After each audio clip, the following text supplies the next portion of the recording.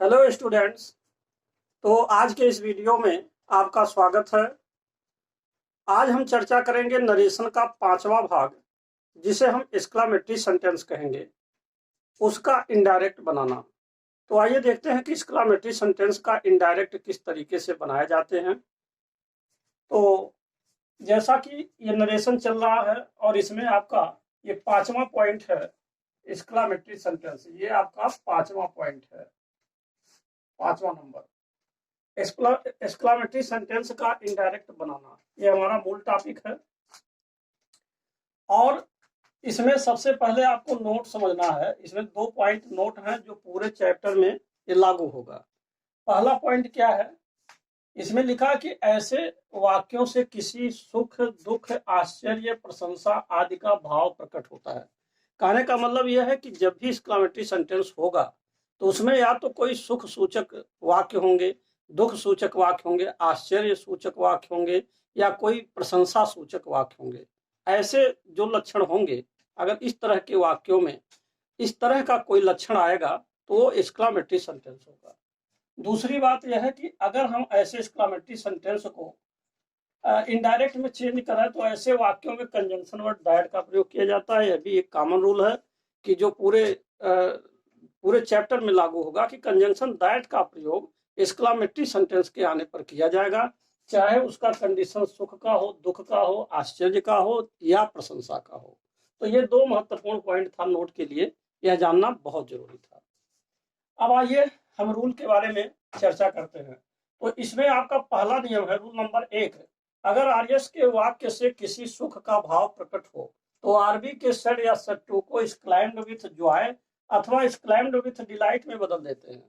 अगर मान लीजिए किसी सुख का बोध हो, जो भी आर्यस का वाक्य है उससे किसी खुशी या सुख या हर्ष का बोध हो, तो जो आरबी का सड या सड टू है वह एक्सक्लाइम्ड विथ जॉय अथवा एक्सक्लाइम्ड विथ डिलाइट में बदल देंगे। ये पहला नियम हो गया। अब आइए दूसरा नियम देखिए, अगर आर्यस के वाक्य से किसी दुख का भाव प्रकट हो तो आरबी के सड या सड टू को एक्सक्लाइम्ड विथ सारो या एक्सक्लाइम्ड विथ ग्रीफ में बदलते हैं। तो एकदम बिल्कुल बहुत ही आसान नियम है कि अगर सुख की बात आए तो एक्सक्लाइम्ड विथ जॉय या डिलाइट में, और यदि दुख की बात आते हैं तो एक्सक्लाइम्ड विथ सारो या ग्रीफ में बदल दिया जाता है। कंजंक्शन वर्ड आपका दैट लगेगा। अब आइए एग्जांपल्स के बारे में देखते हैं।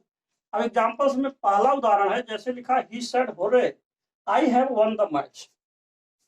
तो इसमें जो लिखा है he said hurray I have one the match, यानी कि उसने कहा आहा मैंने मैच को जीत लिया है। तो ये एक खुशी की बात है, और खुशी की बात होने के नाते यहाँ एक्सक्लेम्ड विथ जॉय लिखा गया या डिलाइट। इनमें से आप कोई भी लिख सकते हैं, चाहे जॉय लिखिए अथवा डिलाइट, चाहे एक्सक्लेम्ड विथ जॉय लिखे चाहे एक्सक्लेम्ड विथ डिलाइट, और कंजंक्शन आपको दैट लगाना है। और इसके बाद यहाँ देखिए I have one the match, ये प्रेजेंट परफेक्ट टेंस का सवाल है। जब इसको इनडायरेक्ट में चेंज किया जाता है तो प्रेजेंट परफेक्ट टेंस को पास्ट के परफेक्ट टेंस में बदल दिया जाता है, यानी कि हैज हैव के स्थान पर हैड आ जाएगा तो ही हैड हो जाएगा, और उसके बाद वन आपका वर्ब की थर्ड फॉर्म हो जाएगी, और जो बचा हुआ द मैच ऐसे उतार दिया जाएगा। इसके बाद उदाहरण नंबर 2 आता है। इसमें लिखा हुआ कि he said alas she died so young, उसने कहा अफसोस वह इतने कम उम्र में मर गई। तो ये दुख की बात है। तो जब दुख की बात है तो ये जो सेड या सेड टू आ रहा है ये बदल जाएगा एक्सक्लेम्ड विथ सारो या ग्रीफ में। सारो या ग्रीफ में, इनमें से चाहे आप सारो बदलिए चाहे ग्रीफ बदलिए, दोनों सही हैं। और इनमें से चाहे आप जॉय बदलिए चाहे डिलाइट बदलिए, दोनों में से कोई एक बदलना है। तो इस तरीके से ये हो जाएगा ही क्लाइम्ड विथ सारो और grief that she had died so young. तो आपने देखा कि एक्सक्लेमेटरी सेंटेंस में ये हमने आपको 2 रूल्स बताए। अब इससे आगे के जो नियम हैं, अब आप आगे देखिए। अब आप देखिए रूल नंबर 3 के बारे में।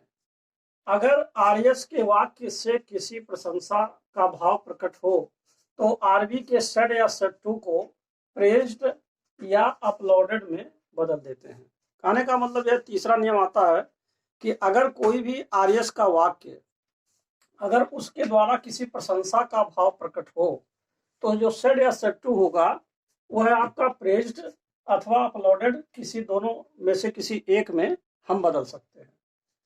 और रूल नंबर ये 3 हो गया। रूल नंबर 4 के बारे में देखिए, अगर आर्यस के वाक्य से किसी आश्चर्य का भाव प्रकट हो, प्रशंसा के भाव प्रकट होने पर प्रेज्ड या अपलोडेड में बदलेंगे, लेकिन अगर आश्चर्य का भाव प्रकट हो तो आरवी के सेड या सेड टू को एक्सक्लेम्ड विथ सरप्राइज में बदलते हैं। अब आप देखिए एग्जांपल, उदाहरण नंबर 1 के बारे में। तो इसमें लिखा कि he said bravo you have done well, उसने कहा वाह आपने तो कमाल कर दिया। तो यह एक प्रशंसा है, तो इसमें जो आया हुआ सेड या सेड टू है, या तो ये प्रेज्ड में बदल जाएगा अथवा ये अपलोडेड में। अब देखिए कैसे, ही सेड आया है तो इसको बदलेंगे ही प्रेज्ड हो जाएगा, ये आपका प्रेज्ड हो जाएगा, बदल जाएगा। और कंजंक्शन दैट लगेगा, वही जो पहले नियम चल रहा है। और यू को बदलेंगे तो यू इसके ऑब्जेक्ट के अनुसार बदलता है, और ऑब्जेक्ट आपका शून्य है, और जब ऑब्जेक्ट शून्य होता है तो आई अथवा ही अथवा सी किसी में भी बदल सकते हैं, तो यहाँ आपका आई हो गया। और जो have done you have done well है, तो आई हैव का ये हैड हो जाएगा, ये जो है पास्ट के परफेक्ट में चला जाएगा, तो ये आपका हैड बन जाएगा, हैड, ये आपका हैड हो जाएगा।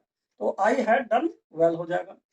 अब उदाहरण नंबर 2 देखिए, he said good heavens I have lost 100 rupee note, उसने कहा अरे मैंने 100 रुपए की नोट कहीं खो दिया।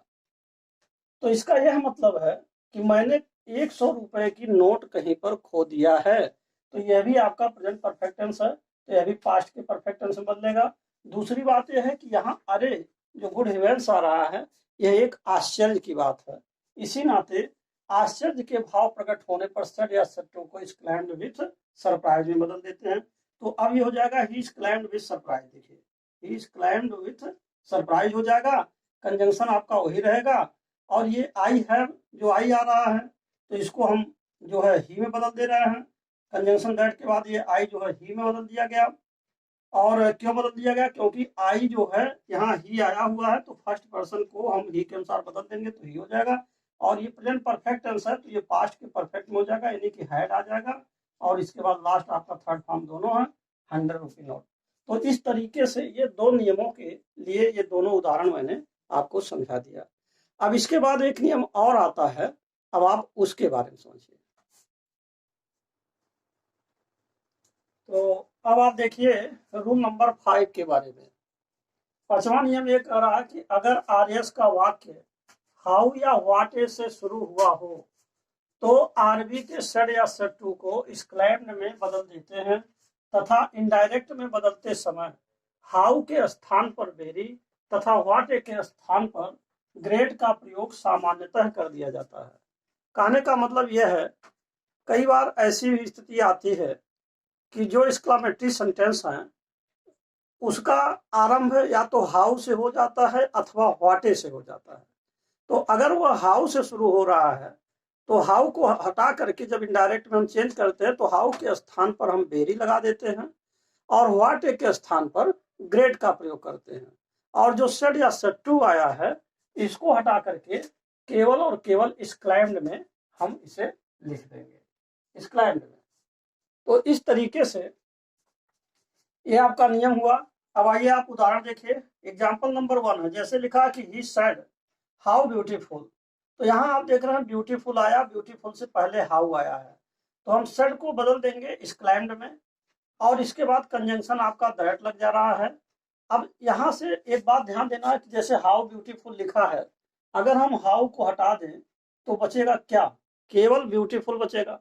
तो अगर कहीं पर केवल ब्यूटीफुल लिखा हो, जैसे मान लीजिए ब्यूटीफुल अगर लिखा है, जैसे अगर ब्यूटीफुल लिखा है, ब्यूटीफुल, तो अब ब्यूटीफुल का क्या मतलब हुआ, हम इसको लिख सकते हैं कि it is beautiful, it is beautiful लिख सकते हैं, ब्यूटीफुल। अब देखिए यहाँ पर बात यह है, ब्यूटीफुल मीन्स हो गया इट इज ब्यूटीफुल, चाहे आप ब्यूटीफुल कहिए चाहे इट इज ब्यूटीफुल। तो इस तरीके से जब यहाँ हाउ अगर हटा दिया जाए तो ब्यूटीफुल जो बच रहा है वो इट इज ब्यूटीफुल होगा। तो जब इट इज ब्यूटीफुल होगा तो इसको जब इनडायरेक्ट में चेंज करेंगे तो इट वाज ब्यूटीफुल हो जाएगा। तो यही चीज लिखा है इट वाज ब्यूटीफुल, और जो हाउ है इस हाउ के स्थान पर आपने वेरी लगा दिया। तो इस तरीके से हाउ के स्थान पर वेरी हो जाएगा, और ब्यूटीफुल मीन्स हो गया इट इज ब्यूटीफुल, और इसको इट वाज ब्यूटीफुल में चेंज कर देंगे। उदाहरण नंबर 2 देखिए, ही सेड लिखा what a singer she is. अब यहाँ देखिए हाउ के आने पर वेरी लगा था और व्हाट ए आया है, तो व्हाट ए के आने पर यहाँ ग्रेट लगाया गया। और सीधा सीधा जो नियम है, जैसे पहले का जो नियम उसी प्रकार इसको भी लिखा गया।